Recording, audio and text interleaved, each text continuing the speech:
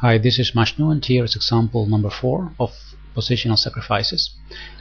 And this time it's a fragment from the game between one of the Polgar sisters, Sofia Polgar, and she was playing against Bent Larsen, the famous grandmaster.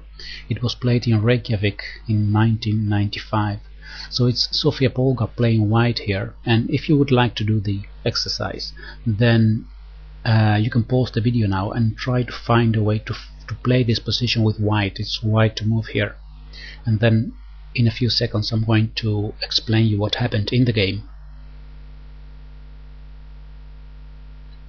Alright, so what we can see here is that white is actually investing in a kingside attack. The white queen has been brought to h4, and different white pieces are actually placed in a way that they can be used for a kingside attack, but it's not very clear how to continue this attack. A very calm way to play this position would be to play, for example, simply bishop to e3 here, a developing move, but that's not what we are looking for now. We are looking for a positional sacrifice and a breakthrough. And this breakthrough was made by Sofia by playing the move f5, sacrificing a pawn, and she got very good positional compensation for this. If you see the next moves, you will see what I mean. Black took with the e-pawn, e takes f5. Sofia took with the e-pawn, and now, of course, not bishop takes f5 or g takes f5, but first knight takes d3, eliminating the defender of the pawn on f5. So knight takes d3, c takes d3, and now bishop takes f5. Now it looks as if black has managed to keep his pawn structure undamaged, and in that case we can say that black has won a pawn. So where is the compensation? It becomes clear with the next move, and that is the knight from f3 to d4. Now suddenly white is threatening to take on f5, damaging black's pawn structure and winning a pawn, of course. Now if here this bishop takes the pawn on d3, then white can take on f6.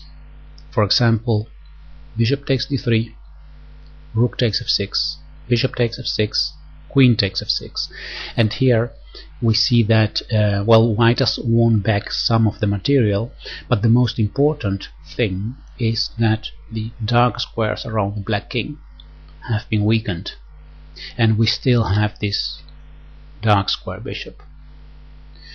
The threat is, of course, bishop to h6, followed by queen g7 checkmate. So the only way to prevent this would be to play queen d8 for black. In that case, white simply brings back the queen to f2, and still we have attacking possibilities. Just think about things like bishop to h6, knight to d5, followed by knight to f6 check.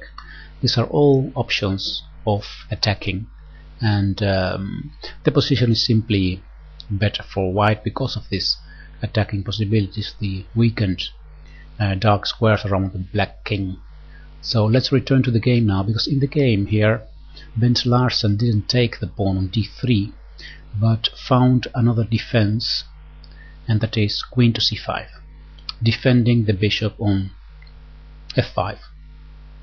Now still the bishop was taken, and now g takes f5, and here we start seeing the compensation of this initial move f5, that now white is actually getting some play here against the black king.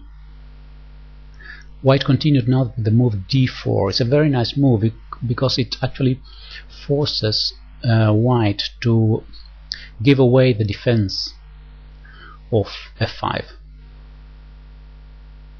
The queen went to c4. Of course, something like queen to a5 Yeah, well, then black still defends this pawn, but it's actually placing the queen totally out of play. Here a move like bishop to g5 is very strong, bishop to h6 is also very strong, and then perhaps a rook lift to f3 and h3, things like that. So queen to c4 was played. Then the queen can eventually help in the defense here, and of course it's attacking now the rook on f1. Rook takes f5 was played, threatening to take on f6. So the knight went to e8 here, and now white continued with knight to d5, threatening to give a check on e7, also threatening to continue the attack in this very simple way with bishop to h6. Black played rook to a7 to have some influence on this 7th rank, defend e7 a bit, but it was actually not enough. The next move is very important. Actually, what white did in the next move is prevent that black would defend with the queen, with queen takes d4, because queen takes d4, if we allow that, then the queen will be standing on d4 defending g7, and the important thing is to keep this queen out of the defense, and that's why Sofia Polgar played here bishop to e3, defending d4 once more and opening the option of bringing the other rook into the attack. So actually this example, I find it also very instructive in the sense of how to build up an attack. It's constantly doing two things simultaneously. One, bringing our own pieces into the attack, and the other one is preventing the activity of the pieces of the opponent by, for example, this move d4 and bishop to e3. Bent Larsen played f6 now. Queen to e4 followed, because this diagonal has been opened, so eventually queen to e6 becomes interesting. Rook to f7. Now a check on e7. That's actually also one of the consequences of queen to e4, is that knight e7 check becomes possible. So knight e7. King must go to h8, and the final move was rook to h5. Threatens mate on h7, and perhaps you think that f5 would be a way to prevent this checkmate, but then there is a little combination here. Rook takes h7 check. After king takes, then queen h4, and the next move is checkmate. Bishop h6, queen takes h6 is checkmate. Let's have a short look at, let me see where it was. Yeah, right here. If I was talking about this later, this move bishop to e3, because here black played rook to a7 and bishop e3 defending d4, so perhaps you have the question, what if black takes here on d4 right now? Well, to defend g7, etc. Well, then there is again a check here, king must go here, and the same sacrifice on h7. Well, this time with the queen instead of the rook. And after king takes the queen, there is a check here. It's almost checkmate. There is only one move to bring the bishop to h6, and then we simply take here on f6. King must go back, and then knight f5 forks king and queen. Is a beautiful combination. I wanted to show you this. Alright, well, let's return now to the starting position, because that's the most let's say important in this series right here. That is this idea of sacrificing this pawn on f5.